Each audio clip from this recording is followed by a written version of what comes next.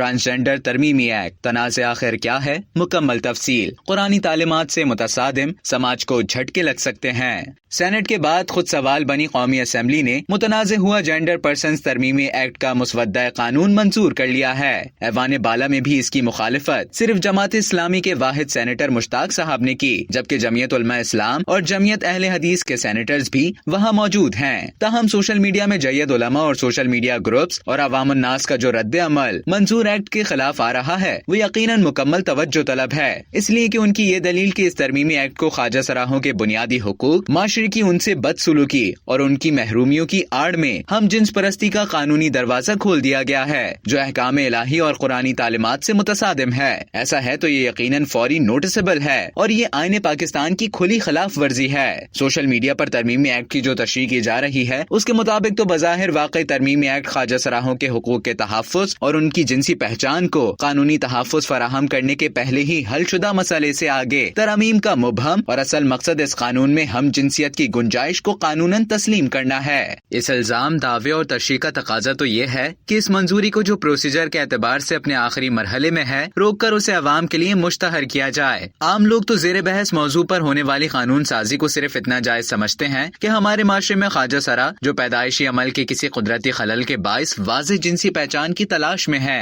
ان سے ہر اعتبار سے عام شہری جیسا قانونی و سماجی سلوک ہو، ان کے تمام شہری حقوق اور ان کی پہچان کا مکمل احترام لازم ہو۔ دوسری شکل خالصتاً فنی اور سائنسی نوعیت کی ہے، اس کا تعلق تبدیلی جنس سے ہے جو بلوغت میں بذریعہ میڈیکل آپریشن ہوتی ہے۔ ایسی صورت میں اگر جنسی تشخص تبدیل ہوتی ہے تو اسے قانوناً تسلیم کرنے کی قانون سازی تو موجود ہے۔ اس میں اگر کوئی سقم ہے تو اسے دور ہونا چاہیے اور اس میں میڈیکل بورڈ کی حتمی رائے کے بعد ہی تبدیلی جنس کو قانوناً تسلیم ہونا چاہیے۔ اس کو تو معاشرہ پہلے ہی تسلیم کرتا ہے اور ایسے واقعات کی خبریں اخبارات کی حد تک شائع ہوتی رہتی ہیں۔ جہاں تک ہم جنس پرستی جیسی قابل مذمت اور گناہ عظیم کی حامل سماجی قباحت کا تعلق ہے، اس میں تو جہاں معمولی شائبہ بھی ہے تو اسے ہر حالت میں ختم کرنا چاہیے۔ سوشل میڈیا پر ترمیمی بل کی منظوری کے بعد جو رد عمل آ رہا ہے اس میں جو دلائل دیے جا رہے ہیں، اس کے بعد مسودہ بل کی عوام الناس کی سطح پر تشہیر لازم ہو گئی ہے۔ ہم مزید کسی سماجی جھٹکے کے ہرگز متحمل نہیں ہو سکتے۔